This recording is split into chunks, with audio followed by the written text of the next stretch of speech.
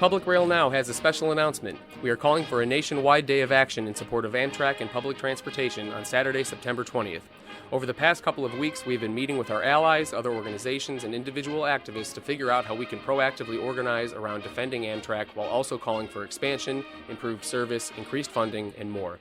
While there may not be any official declarations coming from on high about privatizing or dismantling Amtrak yet, anyone who has been paying attention knows it's just around the corner. So, we need to get feet in the street to show the powers that be that the people support Amtrak. We want public transportation and we want to see it improved, not defunded or privatized.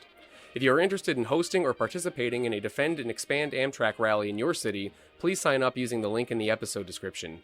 Again, the day of action is Saturday, September 20th. Sign up for Public Rail Now updates on our website. We'll have a link for signing up for rallies and a map of where events are taking place soon. Please stay tuned. You're listening to the Public Rail Now podcast. I'm your host, Adam Barrington. On this episode, I talk with Bakari Height from Labor Network for Sustainability about transit equity, the importance of public transportation, Amtrak, and much more. For more information about Labor Network for Sustainability, please visit laborforsustainability.org. That's labor, the number 4, sustainability.org. Be sure to follow Labor Network for Sustainability and the Transit Equity Network on YouTube and on social media. You can find the links in the episode description. For more information about Public Rail Now, please visit publicrailnow.org. Thanks for listening. My name is Bakari Height. I'm the Transit Equity Organizer with the Labor Network for Sustainability. We're a nonprofit that's dedicated to building a labor and climate movement. And I'm also a 10-plus year transit advocate, also the co-founder of MARTA Army in Atlanta, Georgia, which is a tactical urbanist nonprofit that focuses on empowering people to better their transit system. Yeah, thank you so much for being on, and thank you so much for having me on the Transit Equity Network episode that came out recently, and we'll be sure to link that to the show notes as well. So yeah, first and foremost, I guess, like how did you get started working with Labor Network for Sustainability? And you know, what kind of brought you into the world of organizing around transit? Essentially, like all of my stories are now starting with, MARTA Army did it, or MARTA Army, what was the cause of it? This lady I knew came up to me at one of the MARTA Army book clubs that we had, and said, "Hey, you'd be perfect for this group. This group called the Transit Equity Network, and they meet every Friday, and they talk about organizing and how to make transit better around the country." So I started attending, and it was great to be in such community with folks around the country. And this is something that I had been looking for ever since getting out of college at Georgia Tech. Is who are the folks who are really in the room and really wanting to really advance public transportation, other than just talking about it, other than just seeing it as a theory of, in theory, we could have this great transportation like Europe and like Japan has, but who's actually in the room to do it? So I'd love to think of this as a huge extension of the work that MARTA Army has done down in Metro Atlanta, of being a group of doers. And now the Transit Equity Network, which I never would have thought in a million years I would be hosting and leading this group. But it's been wonderful to do so, and to also kind of figure out how labor and environmental justice and local on the ground organizing can really come together and build this power. So it's been a great ride, and I'm really thankful and blessed to have this position and to be able to travel the country and the world to just be in community with folks and figure out how we can really just put these boots on the ground.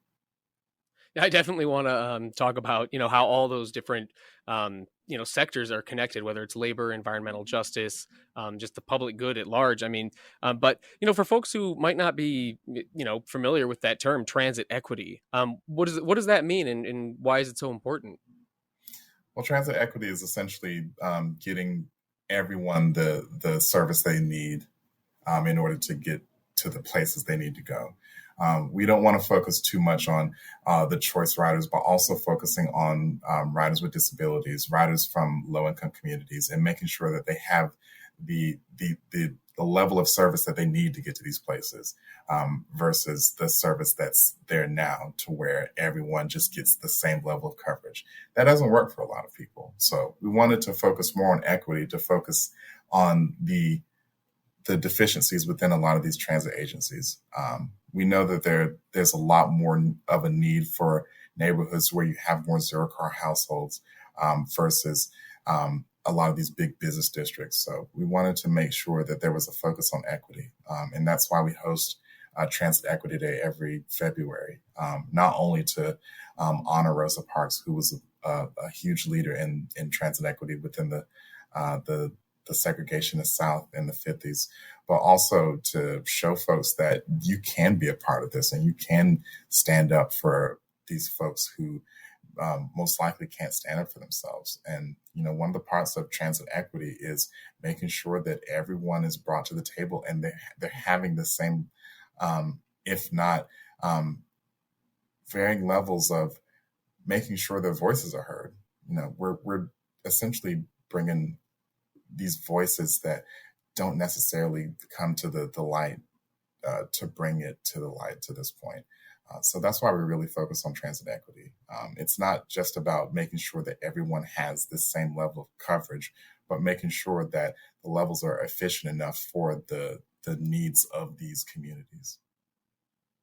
Right. And thinking about public transit and how many people rely on it, and, whether that's folks that, just don't own a car, or folks, who might have a disability, or elders, so many people depend on public transit to get to medical appointments, to get to work, to just have a dignified life where they can travel and go out and see people. And, so it's something that is so critical to, just a society, so it's in, and we live in such a car dependent, I guess, so again, society.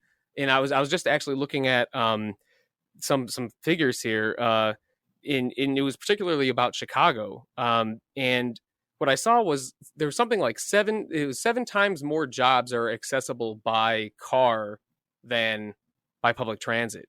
So I was wondering if you wanted to talk a little bit about that, just like, one, the car dependency issue, two, how public transportation is a means for people, especially in low income and working class communities, to be able to just live, have a job, support their families. Yeah, I think that car dependency has become a disease in this country. We're so wired to always think of, well, how are we going to get there?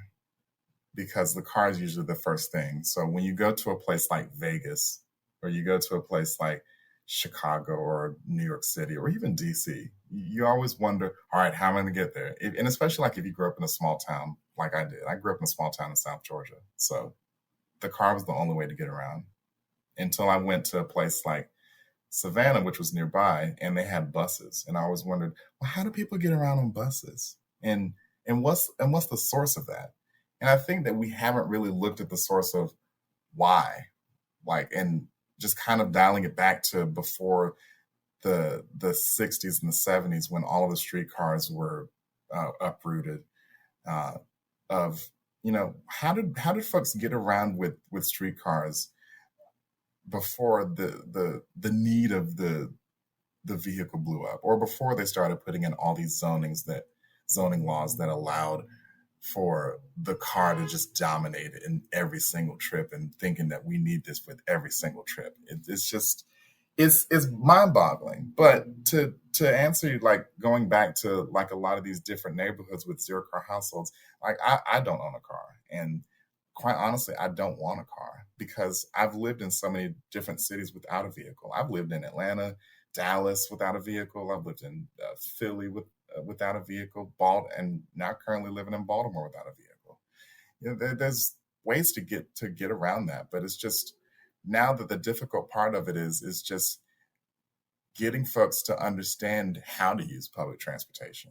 It's always such a touchy subject for folks, because people will automatically go to the stereotypes. Oh, it's dangerous. Oh, it's dirty. Oh, it's this. It may be all of that. However, it's efficient. It's useful. And especially when we're talking about a place like Chicago, a place that, like, what I call one of the transit legacy cities. Like, they've had transit since the early 1900s. So it's easy it's an easier sell for someone in Chicago to do it versus someone from Omaha, Nebraska, who is about to get their first piece of rail with their streetcar. Of, how is this going to be useful for me? So I think it's a lot that we have to rewrite in our zoning laws to where we can rewrite it to increase density to make transit more useful, and also to figure out how to get rid of all these parking lots everywhere. Shout out to the good folks that do a lot of this research, of showing how much of our downtowns are covered by just nothing but parking lots. I think that's really to the point of looking at how can we change this and who can we get in the room to really speak out on this, because a lot of people that are hurting are the people that own these businesses in these areas, because they can't get people to come down because people either complain about parking, why do I have to pay to park, parking's too high, or the people that can't get down there because transit just it just isn't feasible for them. They would have to connect to a bus, to connect to a train, to connect to another bus, and then by that point, it's just, why bother? So we have to make it much easier, but we have to look at where folks just don't understand and where we can dial it down. And especially for a lot of these local entities and these governments, like, it really has to nail it through. Like, if you really want your city to be successful, you've got to figure out how to get people efficiently in and out of the city. That kind of goes hand in hand with that. Yeah, I mean, the parking lot thing. So I live in Cleveland, and yeah, I mean, if you go downtown, there's just parking lot after parking lot, parking garage. And, if there's an event going on, good luck. Because, do you feel like paying $40 for parking? I mean, it's like ridiculous to have to do that. And luckily we have the RTA here. And just to go back a little bit to when, people say, oh, it's not safe and things like that. At least the RTA is extremely safe. Like, I think it's a lot more safe than being in a private vehicle. I mean, we can see like the dangers that always come with car accidents and whatnot. But, this has me thinking, talking about the businesses that are suffering in these areas where people can't access them. Who is behind this push to get rid of public transit or defund public transit? I know, like, with Chicago, there's this, so-called fiscal cliff coming up. And actually, the other day on the 12th, folks were out demonstrating in favor of public transit. And, there's this multi-million-dollar fiscal cliff that's coming. That's going to absolutely devastate people's lives in Chicago, but it's also going to impact all the different businesses. And so, I'm always quick to think, okay, the Chamber of Commerce is in any, area is likely behind any kind of policies that are being put in place. But who's benefiting from, just the dismantling of public transit? I mean, who wants this? Airlines. Mm-hmm. Like, and especially like if you're from Texas, why there's no high-speed rail. And it's now these people who just got rid of free check bags. But no, airlines, like a lot of lobbyists, and especially like a lot of NIMBYists. And it's simple to say, just a lot of people who believe that, oh, I don't understand why this is here, so let's just get rid of it. And the people who historically just have never stepped foot on it. Like, they don't know how easy it is to get from these airports to the Loop or to any other area around the city. So I think it's just a lot of folks. And I really do have my hearts and thoughts with the folks in Chicago and in the rest of Illinois. I know they're really going through a hard time trying to find a lot of this funding, because that doomsday map that they did create of CTA with half of the service gone is really detrimental.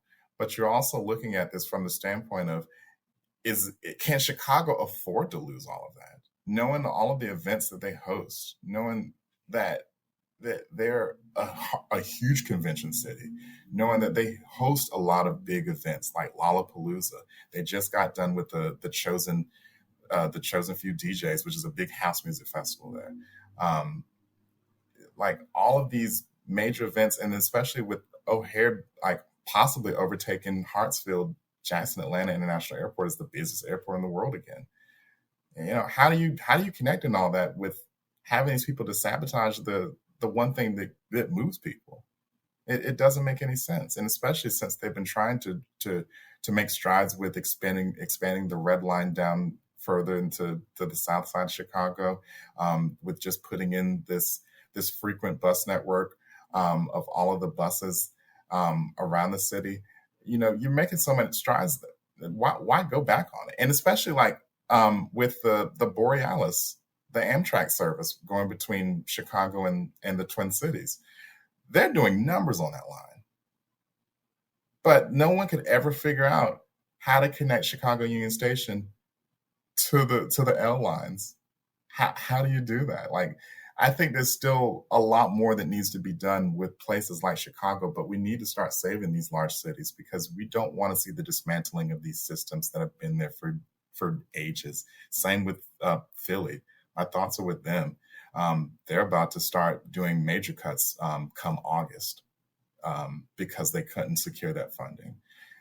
It's and you've like, and I say NIMBY not even just with people, but the politicians as well. You still get a lot of these people who just still see it as a waste, and I don't understand how do you devalue people who are just trying to get to where they need to go as a waste and as a boondoggle. These terms will keep getting thrown around to create this narrative that it's evil and that it's wrong.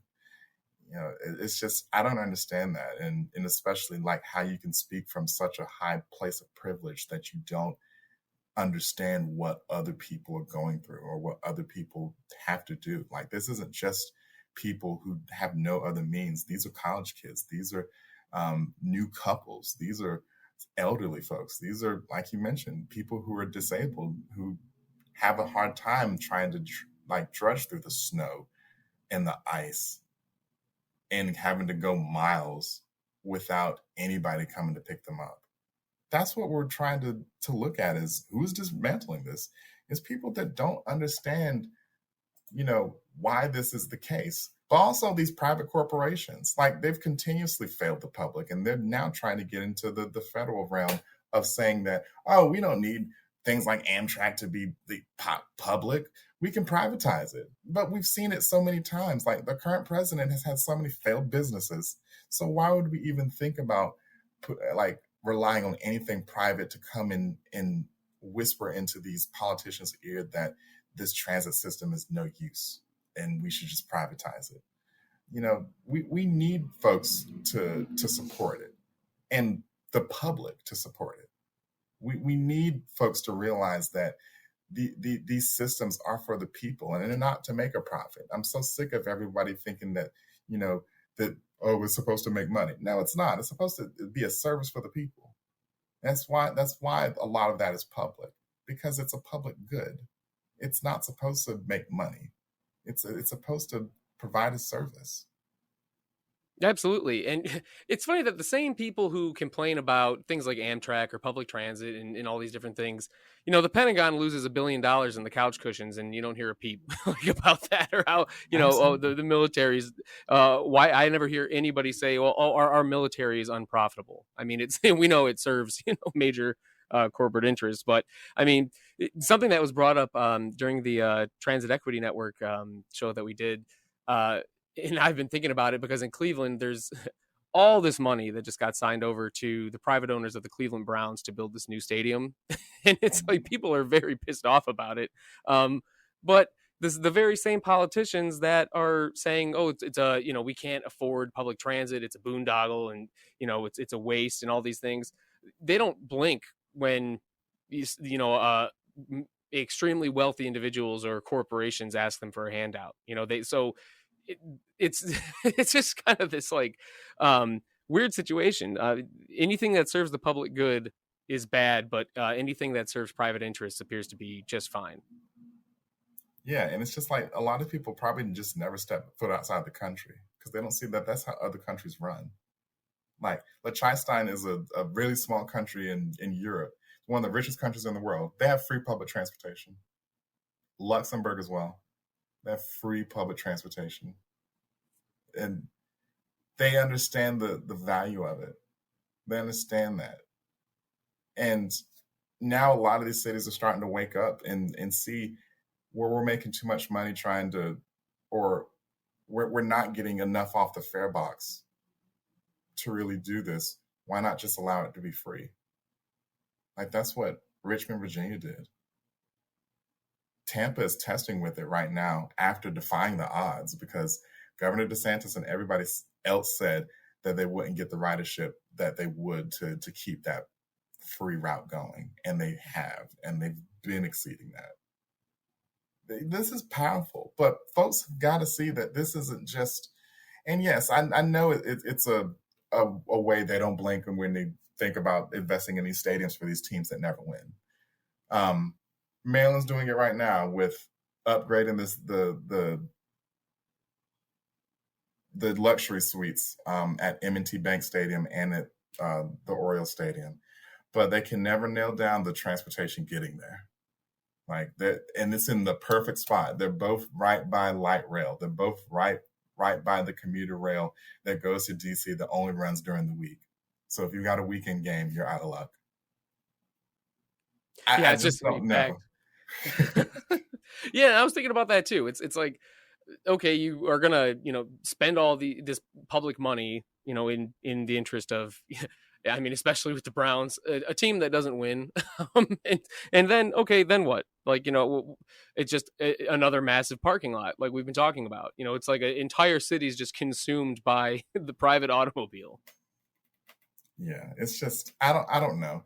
I always wondered like if we could get more of these politicians, and that's something that Labor Network for Sustainability will be working with later on this year is the Week Without Driving campaign, and trying to get a lot more of these folks in these positions of power to just do away with their car for a week and just really get a sense of to how people who don't own a car have to realize this with getting around. And one of the things that I tell people, and the easiest way to really figure this out and to really level with us is to go get groceries without a vehicle. Go get groceries without a vehicle. I just went to Costco yesterday to get groceries. Luckily, it's at the end of my subway line. However, that 10-minute walk with carrying bags, excruciating. It really is. And that's one of the things that folks don't see when they plan all of this. I know a lot of small towns like to end their bus lines at like a Walmart or at like a really big box grocery store or department store. But the difficulties of figuring that out is just, it's almost like, do our local politicians even look at this? Do the people in power even look at, the difficulties of how to figure this out before they start signing their life away to these private companies to build like this big spear or this big Ferris wheel or these things we don't need? It's just, I don't know. But we've got to get to a point of seeing who's in the room, because if we're getting the same organizers who say the same thing, it's not going to get to a point to where we're going to change anything. Like we need folks, and that's why like Labor Network for Sustainability focuses on inserting labor into a lot of these conversations. Everyone from the trainmen, the conductors, the janitorial staff, the people that work in the cafe cars, the people that work in the parts departments, the station managers. We were just with ATU Local 689 as they were picketing in front of the WMATA headquarters in DC, because WMATA is having a plan to try to automate all of their trains and get rid of the station managers. And they didn't really understand it from the standpoint of labor, how detrimental that would have been, and especially for a 20-year agreement that they had to keep labor intact. So it's like what you mentioned earlier, it's dignity. Are you even just respecting us, or are you treating us like redheaded stepchildren? Like, how are you going to take away the operators of the trains, given the fact that you had all these fatalities in the early 2000s when y'all tried automation? And then especially with the crime spikes, since we're touching on crime. So you're getting rid of station managers. So you're not going to have an eyes on the street when people try to hop these gates, which they're still trying to do, and you're going to get rid of all of that. So yeah, it doesn't seem like it. So we're trying to position labor into these conversations, into the conversations for intracity transit and intercity transit, like Amtrak, even with Brightline. Shout out to Brightline and the union that they formed down on the lines down in Florida. Even the ones working on the Brightline West in between LA and Vegas. It's good that we're having those voices in there to stop any of these things before they become big issues. The last thing we want is for any of these things to go unchecked, and then we have something detrimental like what happened in DC earlier then. So, it's good for being proactive, like you all are being proactive with your campaigns.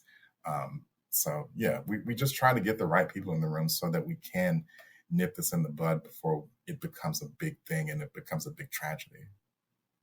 Yeah, the labor question is major, and I mean it's and we kind of talked about this on your program earlier. Is this is a great opportunity to connect passengers, people that rely on public transportation, and the workers who make it happen. Because if you're talking about cutting funding or dismantling or anything, privatization, I mean, automation is absolute lunacy. But you're talking about getting rid of jobs. Like you're going to have a entire groups of people, sections of the community that won't have a job anymore. So I mean, it really is just. And then, I mean, automation. I mean, I've been reading a lot about how they're talking about, the Class 1 railroads want to automate inspections. I mean, and then you've got like these automated, off the rail, but trucks, these giant semi trucks, that they're experimenting with automation. It's just like, what is happening? It's bad for everybody involved except the companies. So it seems like a great opportunity for us to, these are points where we can say, look, this across the board impacts all of us. We got to do something about this. Absolutely. And I think that's why, we at Labor Network for Sustainability really want to create community for that. So we're definitely doing that with the Transit Equity Network.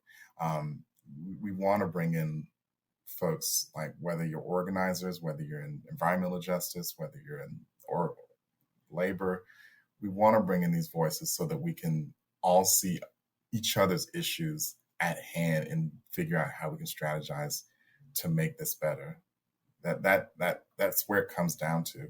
But we've all got to see what each of our different issues are. You can go all day riding public transportation, never know about any of the issues that the transit labor unions go through. And as such, they would never know about any of the issues that are on any of these buses from these riders or from what is perceived when they drive up to a stop. So we've got to all be in the room and really put this in. And I think that's why we really want to do more of our events, like our convergence that we have coming up in late October, like our Transit Equity Network meetings, which we host every Friday at noon, first Friday of the month at noon. We want to be able to create that space for folks to really get it all off their chest. What's going on? How can we help you? And, who can we link you up with to really make this a thing? For sure. And I do want to talk about Amtrak, but before we get onto that, because that's a big discussion to have, I do want to, touch on the environmental justice aspect of transit equity. Can you speak on that a little bit? Absolutely. We've been trying to stick our nose, so to speak, and really pushing the sustainability part of public transportation. It's always been a source of sustainability. We've had public transit and especially electrified public transit for a while, even longer than before everyone started to rip this out and the whole Who Framed Roger Rabbit story. Now all these buses are everywhere. But we wanted to really expand that in ways that most folks don't think we can. And something that I noticed of why that's important was when I went with the Transit for All PA state campaign in June to go to Harrisburg to rally for better in completing the funding needed to save transit in PA. But we were along the Keystone, which is one of the Amtrak services, and the whole time between Harrisburg and New York, the lines were fully electrified. And we were just rolling through the countryside along this electric train. And it was beautiful. It was beautiful to see this. And I always see that vision, and especially in the states that are thinking about this and toying with this. I know Virginia is thinking about expanding the electrification down from the Northeast Corridor even further down, and especially with the S line going into North Carolina. It's possible for us to do that. It's possible for us to send it to Atlanta and send it to Miami and just have nothing but electrified rail everywhere. Even more to the fact of where that energy comes from. We want to expose the mining situations that are going on with a lot of these EV battery companies, and showing that we need better energy sources. Like, it can't just be on this extracted labor that is within a lot of these countries that are undeveloped, and not even bring into that light of the difficult parts of this that are leading to us living better. So it's kind of bringing all of that in, making sure that we're changing out a lot of these buses that are quote unquote clean natural gas, making sure that they're electric, but also training and making sure that there are training programs and just transition with a lot of these garages to bring a lot of these folks in, and not just getting rid of them and starting from new, but training them on this, bringing in young folks. We're really wanting to jumpstart our young worker listening project to bring in folks and young folks who are wanting to expand into transit, but also look at the sustainability part of it. But you're talking about something that, I'm Black. Like, we've been doing that for years. Like, living in dense communities and utilizing public transportation, that's been done. Now it's become such a buzzword, and it's become such a thing. Now it's up to us to really prime public transportation as being that. And we could really do that in the ways that we could share with the world of these methods, of making sure that we're getting out the fact that, we can build these much better systems, but we've got to step outside of ourselves. We've got to look at, how it's done, and what we can train, and who we can train, and what this will be useful for. I was at the MLB All-Star game in Atlanta this past weekend, and I saw Chevrolet had this huge display and this huge thing where they were showing off a lot of their EVs and showing that they could power a whole house if it went out of power with that car. Why can't we do the same with public transportation? Why can't that be a source? Like, going back to DC again, this administration in DC has taken away all of the DC circulator buses, which were 100% electric, as well as now they're trying to get rid of the streetcar, which is also 100% electric. It's just it's just like we're moving backwards to do what? So yeah, like, we really want to emphasize the sustainability part of it. Public transportation has always been that. Even if it's nothing but a bus, and even these school buses, it was a shame that the NEVI program is now gone, to where a lot of these school systems can't replace their diesel bus fleets with electric bus fleets. But we've got to look at where this can be, and hopefully this is something to where we were talking about these private companies. If you do want to create more opportunities for EV buses, then do it. But do it with the good intentions of serving the public. Don't do it just because you can make a buck off this. But yeah, we really got to focus more on the sustainability part of public transportation. If nothing else, that's how we that's how we thrive. That's how we are going to continue to live and not see so much flooding as we're seeing now. At some point, people are going to have to take their head out of the sand and say, all right, we really need to do something, and this could be the source of it. Public transportation can be the source of us really becoming a more sustainable world. Absolutely. And you raised a great point there, that there's also this aspect of public transportation and threats to it.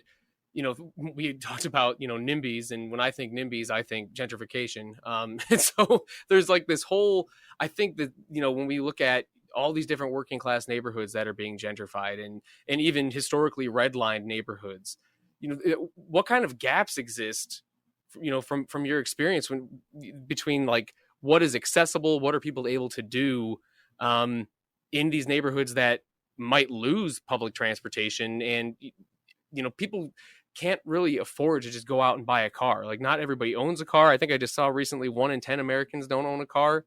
So it's just like you're just like casting more of an economic burden on people who already are like scraping by and like doing the best they can. Yeah, gentrification is ugly because it it get rid of it. It decreases in the visibility of a lot of these gaps. Look at the Atlanta Beltline down in Atlanta. It was originally supposed to have rail on it, but now the administration did away with rail.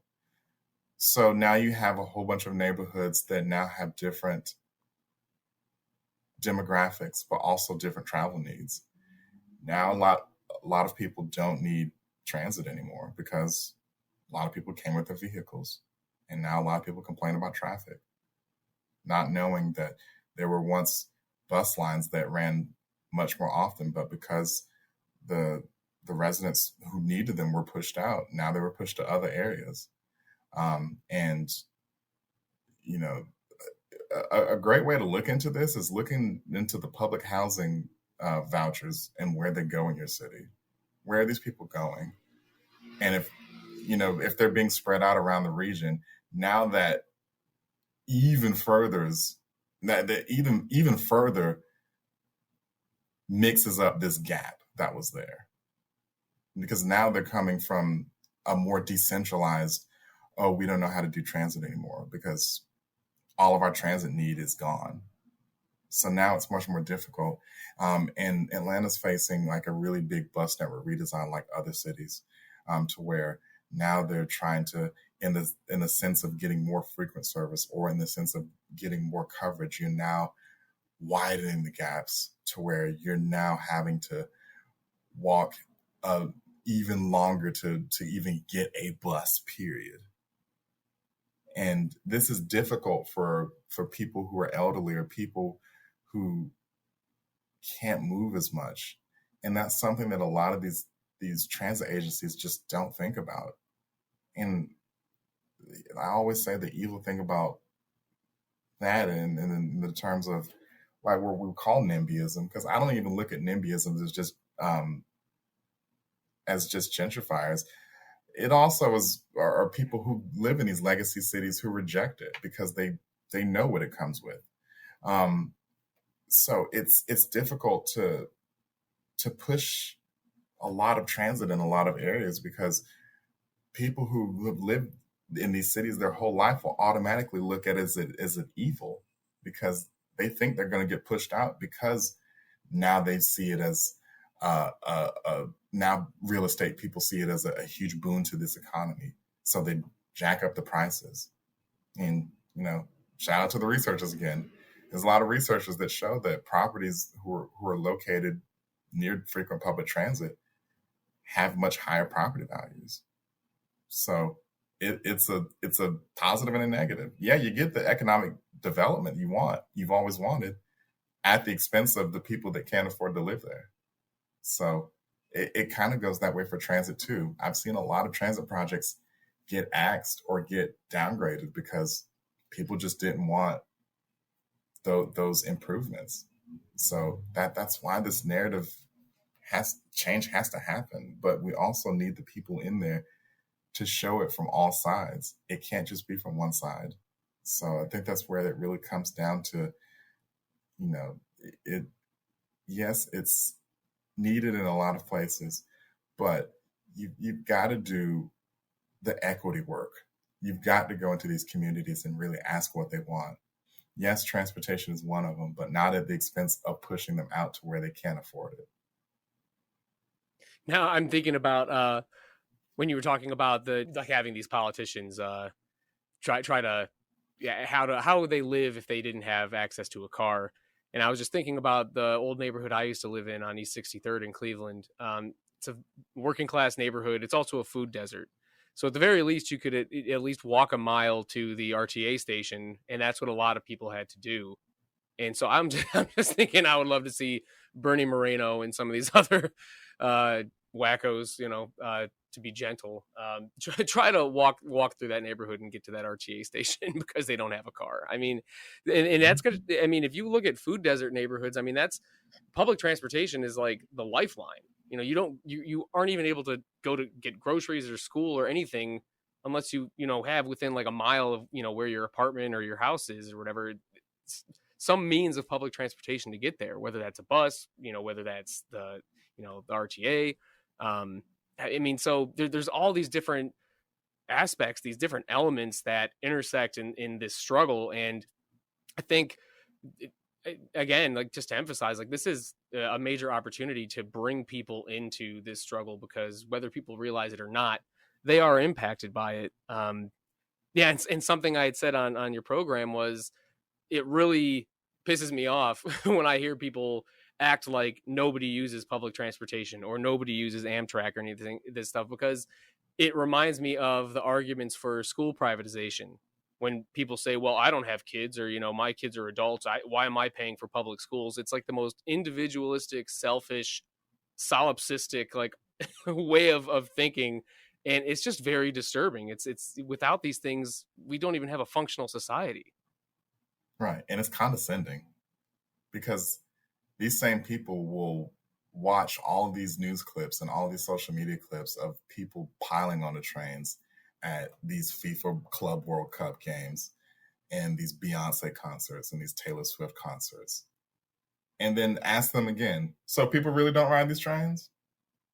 Or like when the Brotherhood of Locomotive Engineers and Trainmen went on strike back in May and people were trying to get to the Shakira concert. Like, I don't think people realized how that was so impactful of them winning that campaign. You talking about a state that has 600 miles of passenger rail that stopped, just didn't go anywhere, and people don't ride these trains? It's condescending. You can't generalize yourself and represent yourself and everybody and say, oh, I don't ride it, so they don't ride it. No, that's not the case. You're not everybody. So yeah, like hopefully, and shout out to Cleveland Public Transit. Hopefully they get on the case of showing those folks, and especially since they're trying to move that stadium out to the suburbs. Hopefully there's transit going to it because you're going to have these things. And that was something that the FIFA World Cup was looking at, was transit access to these different stadiums. How good was it? How efficient was it? Knowing that you're going to have mass amounts of people, like that's the mass transit, more than one, coming into these spaces. So how does that work? But yeah, like I just can't with people like always with this stereotype that nobody rides it. Clearly people ride it because it's still an issue in this country. People are now holding DJ sets on these trains. Like people are having whole interviews on these trains. Like you're now starting to see celebrities. Ed Begley Jr. like has ridden the bus to like almost every Emmys within the past few years. You started to see like Beyonce and Rihanna like just casually riding the train. It's not a thing. People ride these trains because it's a tool that people use that's not a car. Like we've got to respect that, and we've got to at least show people, like, if you think it's bad, then how are you going to get into this room to make it easier for folks? Like, if we're really the best country in the world that we say we are, how are we going to make this public transportation an amenity that all these cities can depend on to thrive?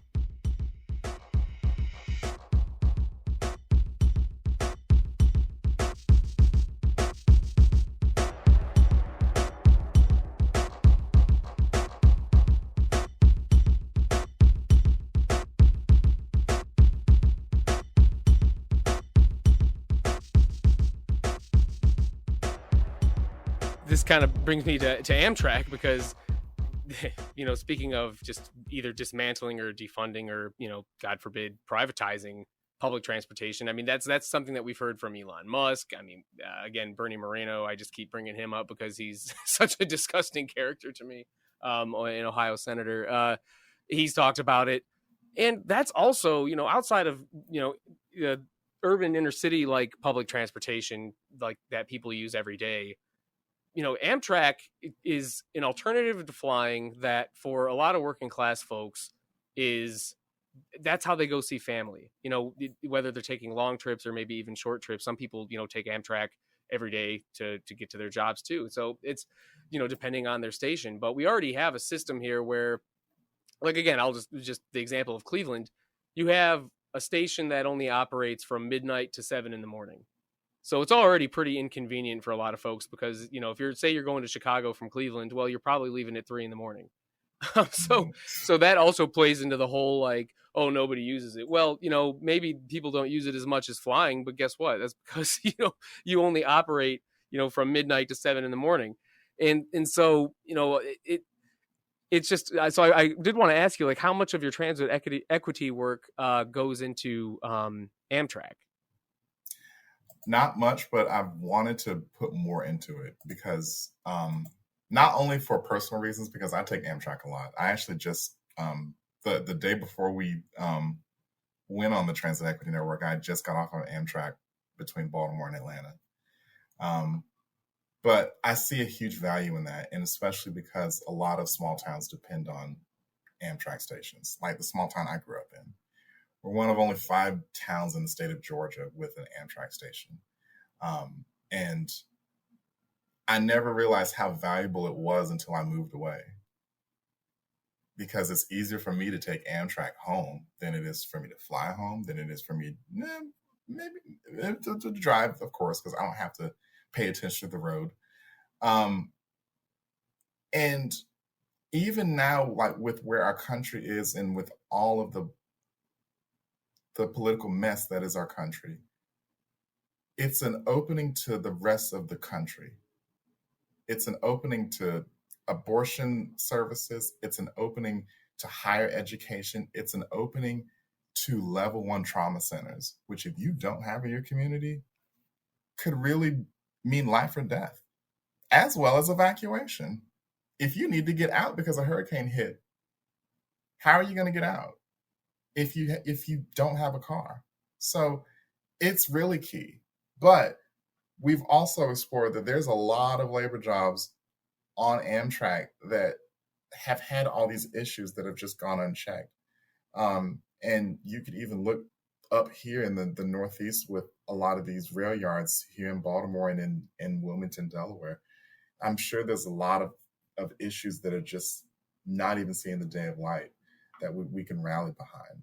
But like, I wanted to point out like a tweet I saw from Thunderwolf08, who showed a map of what disastrous effects could happen if Amtrak was fully privatized. We're talking about a lot of these long distance routes that people depend on to reach a lot of these small towns would be gone.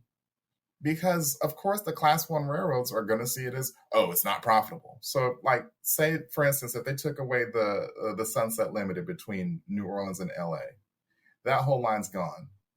So you mean no service period would go to New Orleans, and there would be no way to get to LA but to fly, unless you're in some other part of California. And that means I couldn't reach my hometown in South Georgia. So it's difficult to look at this, but look at this from the standpoint of people also disrespecting Amtrak, of saying, oh, it's slow, oh, it's this. Okay, maybe. And yeah, I have my thoughts about Amtrak as well. They could do so much better, but I still take it anyway, because I want to show folks how easy it is and how much easier it is to fly. Like, I had a friend who like drove from Atlanta to Vegas because he was afraid of flying.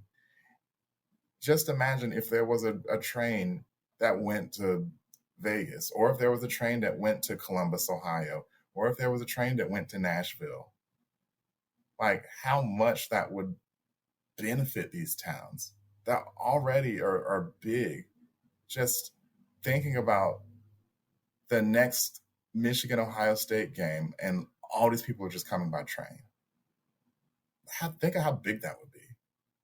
It's just we've got to start looking at this from the standpoint of not just everybody driving here and we're going to figure it out later. No, we've got to find other options, and especially if we're really going to like nail down on it being so hot every summer, so cold every winter, and with us trying to tread through all of these floods.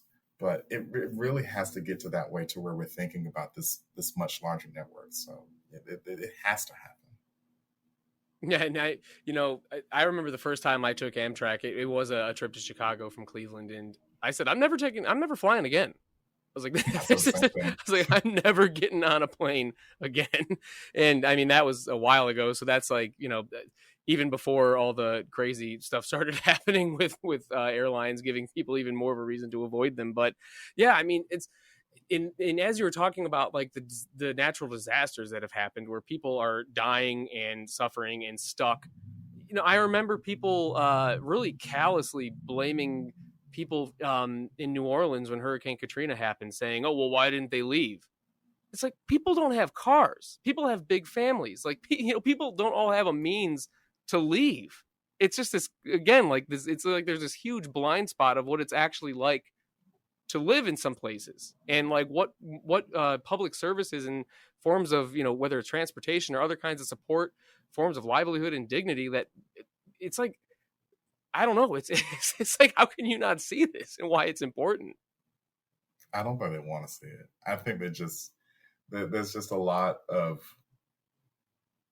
I live my life, and if people don't live my life, then you're wrong, and you're weird, and we've got to get back to this level of loving each other. If nothing else, yeah, we're going to be a sitting duck for every single country that wants to get us out of here. But yeah, we've got to get to that point. But that doesn't mean we can't band together. There's a lot of people in this space that I would rather not work with, but I work with for the good of advancing public transportation in this country. That's just it. We've got to learn to love each other, if not learn to love each other for the good of the job at hand. That's what people do when they go to work anyway. But we've got to focus on this. And if you're listening to this right now, know that you don't have to go through security if you get on Amtrak. There's no security theater. There's no security theater. You have very spacious seats. We're about to get new trains to where the seats are going to feel much better, and you're going to have more room to move around. Hopefully the internet will be better. Like you've got so much space. You can bring up to 50 pounds on that gratis. Why do we not invest more in that than giving all these money? Because I just tried to look at flights back and forth to Vegas, and they were literally $650 round trip. It's just we've got to look at where we can provide other options for folks, especially folks that can't afford it. Like Megabus has gone, Coach USA has gone up, so Megabus isn't everywhere where it is. So why can't we fill in those gaps? Why can't we fill in those gaps for people who are afraid to fly right now? We can't be so afraid of all these private companies and what they're going to do. Yeah, and it's just so blatant that it's like we're not going to do anything that's in the public interest. I mean that's really I think what it comes down to is there are so many obvious reasons that we should be investing more in Amtrak, improving Amtrak, giving folks another method of transportation that doesn't involve getting groped and assaulted at the airport by TSA and doesn't involve getting gouged by these airlines that are have that stupid metal box where they try to screw you by putting your bag in there and saying, oh well, that's too big. It just all these different ways that they prod in like I mean it's such a it just makes total sense, and I think it would be such a preferred method of transportation to take the train. Like and that's why coming up in September, LNS and Public Rail Now and other organizations are putting together a rally for Amtrak. So on the 20th of September, we're hoping to get folks across the country in the street, whether at an Amtrak station or if you don't have an Amtrak station in your town, like wherever you can meet, a public park, anywhere, just to have a public showing of support for Amtrak, because it really is such a vital service that needs much more attention, much more investment. And so I'm really glad to have Labor Network for Sustainability on board with that. I think it's, as we've been talking about, all of these different things that intersect into this struggle. We really got to get feet in the street, boots on the ground, people coming together. And like you said, you don't have to agree 100% with everybody who's involved. That's not what a coalition is. Coalition is, finding your common interests and fighting for those. Not everybody's going to agree 100% on everything in these different organizations that are involved. But, I think we can all agree that this is something that needs to be defended and expanded. Absolutely. Well, again, thank you so much for appearing on the program. Is there anything else? I know you had mentioned some stuff earlier. I know there's the conversions coming up in Charlotte. Anything else you'd like to plug before we sign off? Yes, follow us at Transit Equity Network on all things. Follow us and subscribe to us on our YouTube channel at Transit Equity Network. We're on Twitter and Blue Sky at Transit Equity N. That's Transit Equity, the letter N. Also, laborforsustainability.org. Follow us at Labor for Sustainability on all of our social media. Come get plugged in. Come meet different folks who are in these different communities within labor and environmental justice. We really want to build this coalition out. So definitely come and tap in with us. Thank you to everyone who's ever donated to us, who's ever been in the room with us, who's ever shared in solidarity with us or allowed us to come to any of these strikes, any of these rallies. We really thank you, and we see you and support you. And let us know at any point how we can help and how we can help build back into you. If nothing else, I'm available, and I will always be in this fight, and especially for public transportation. I live vicariously through all of that. So thank you, and thank you for allowing us to have this opportunity to speak. Absolutely. Thank you so much, Bakari. Appreciate your time. Thank you.